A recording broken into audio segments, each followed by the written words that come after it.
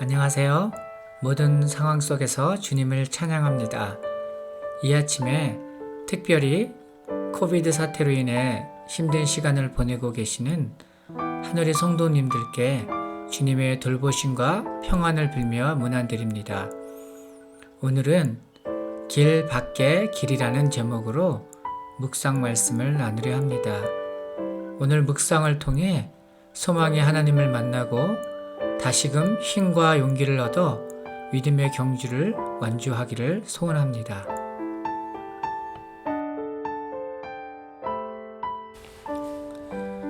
오늘 묵상 본문은 출애굽기 1장 8절로 21절 말씀입니다. 요셉을 알지 못하는 새 왕이 일어나 애굽을 다스리더니 그가 그 백성에게 이르되 이 백성 이스라엘 자손이 우리보다 많고 강하도다. 자, 우리가 그들에게 대하여 지혜롭게 하자. 두렵건대 그들이 더 많게 되면 전쟁이 일어날 때에 우리 대적과 합하여 우리와 싸우고 이 땅에서 나갈까 하노라 하고 감독들을 그들 위에 세우고 그들에게 무거운 짐을 지어 괴롭게 하여 그들에게 바로를 위하여 국고성 비동과 라암셋을 건축하게 하니라.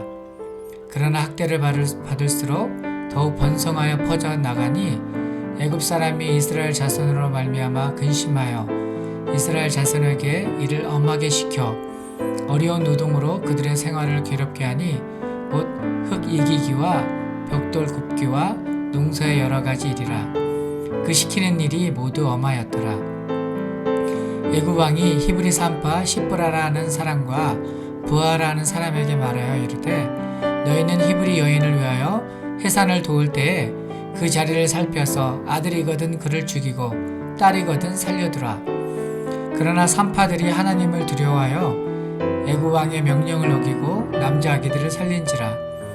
애굽 왕이 산파를 불러 그들에게 이르되 너희가 어찌하여 이같이 남자 아기들을 살렸느냐. 산파가 바로에게 대답하되 히브리 여인은 애굽 여인과 같지 아니하고 건장하여 산파가 그들에게 이르기 전에 해산하였더이다 하매 하나님이 그 산파들에게 은혜를 베푸시니 그 백성은 번성하고 매우 강하여지니라.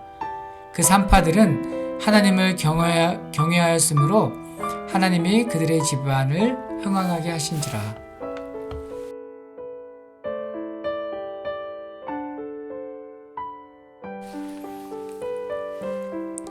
출애굽기는 영어로 엑소더스인데 이는 헬라어 엑스 호러스에서 나온 말입니다.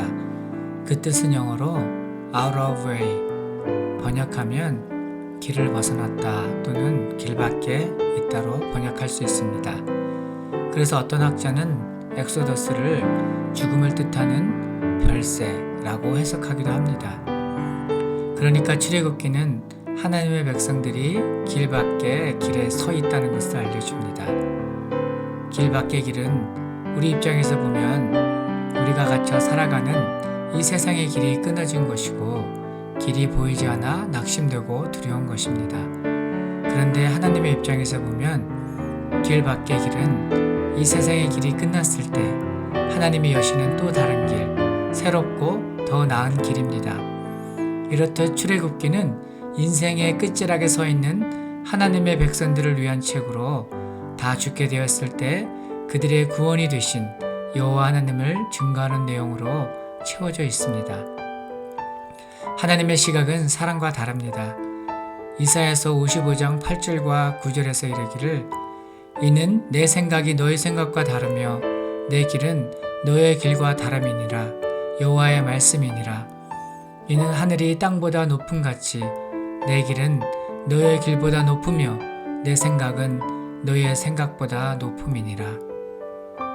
길이 끊어져 더 이상 갈 수 없다고 낙심하고 있을 우리들을 위해 이미 더 나은 길을 예비하신 인내하신 하나님을 찬양합니다. 출애굽기를 통해서 우리는 내가 갇혀있는 이 세상 애굽을 발견하게 되고 나는 지금 어디에 있으며 내가 앞으로 걸어갈 믿음의 길이 무엇인지 깨닫게 되기를 원합니다.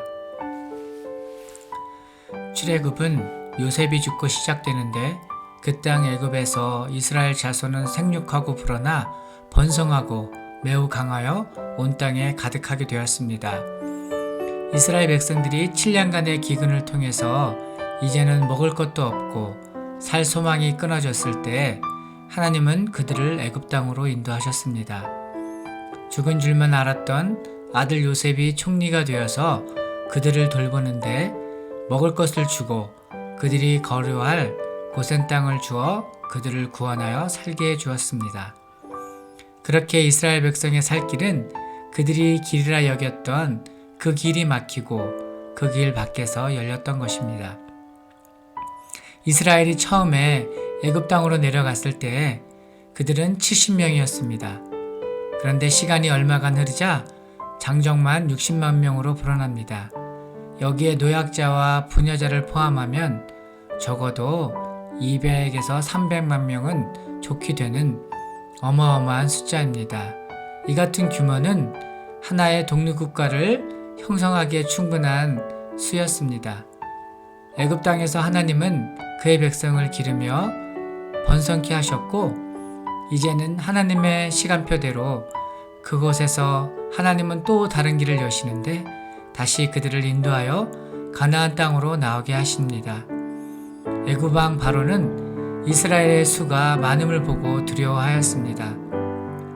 그래서 그는 이스라엘 자손에게 무거운 짐을 지우고 괴롭게 하여 라암셋을 건축하게 하였고 이에 더하여 그는 산파에게 히브리 여인의 해산을 도울 때 아들이면 그를 모조리 죽이라 명하였습니다. 왜 아들만 죽이게 하였을까요? 아들만 죽이면 더 이상 번성하지 못하여 히브리 민족의 씨가 자연스럽게 말살될 것이고 딸은 애굽 사람들과의 통혼을 통해 애굽 문화 속으로 충분히 동화시킬 수 있으리라 판단했기 때문입니다. 그런데 애굽 사람들의 의도대로 역사는 진행되지 않았습니다. 17절에 보면 그러나 산파들이 하나님을 두려워하여 애굽 왕의 명령을 어기고 남자 아기들을 살린지라. 하나님은 이상하리만큼 놀랍게도 연약한 자들을 통해서 하나님의 역사를 이루어 가십니다. 애굽 사람들이 경계하지 않았던, 그래서 쉽게 보았던 히브리 여인들이 실상은 하나님을 경외하는 히브리 신앙과 문화를 뼛속 깊이 간직하고 있었던 것입니다.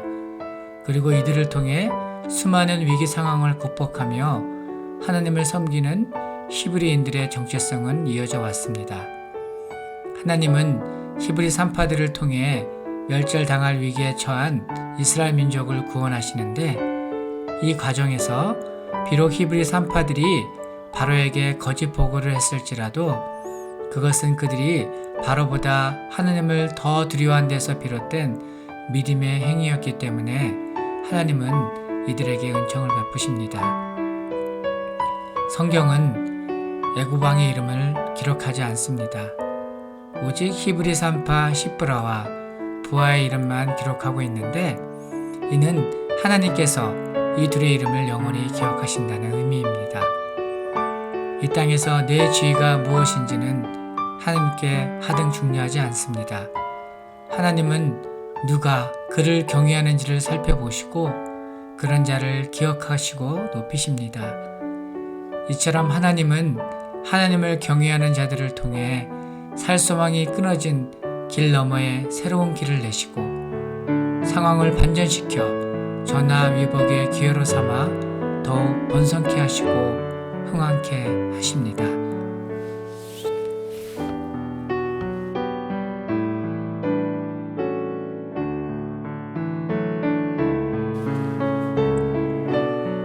오늘날은 묵상 말씀을 적용하는 시간입니다.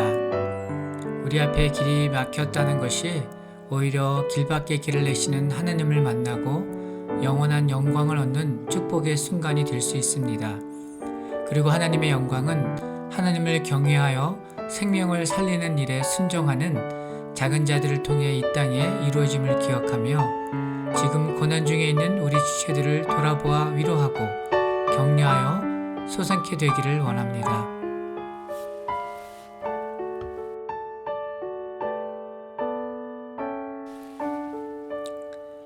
기도하겠습니다. 하나님 아버지, 우리가 가던 길이 끊어진 곳에서 우리는 때로 방황하고 두려워하지만 하나님은 그 길밖에 더 아름답고 생명이 넘치는 새로운 길을 여시는 줄 믿습니다. 현재 우리가 당하는 근심과 두려움을 넘어설 수 있도록 하나님을 경외하는 마음을 우리 가운데 재창조하시고 모든 시련을 인내하며 이겨내는 참된 믿음을 허락하여 주시옵소서. 그리하여 우리와 우리 다음 세대를 부흥케 하여 주시옵소서. 우리로 더 나은 하나님의 길을 만나는 복된 인생들 되게 하여 주시옵소서. 예수님의 이름으로 기도합니다. 아멘.